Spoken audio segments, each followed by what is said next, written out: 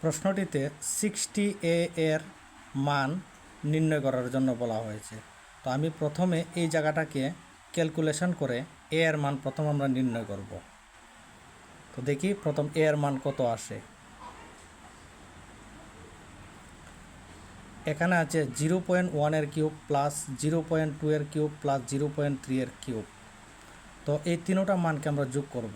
যোগ করে যেই আনসারটা আসবে সেটাই হবে এ এর মান। তো এখানে হচ্ছে 0.1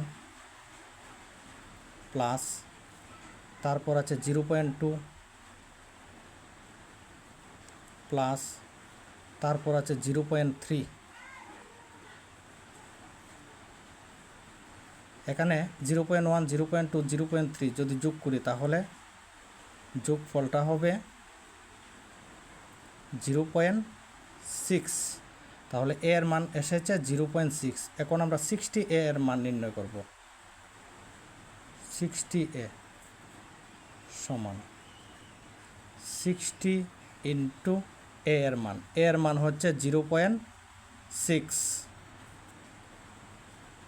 তো 60 ইন্টু, এখানে দশমিক তুলব, দশমিকের জন্য 1 নিচে হবে, দশমিকের পরে একটা সংখ্যাতে একটা শূন্য, তো দশমিক উঠে গেছে, তো এখানে হবে 06। তো সংখ্যার আগে 0 লিখতে হবে না।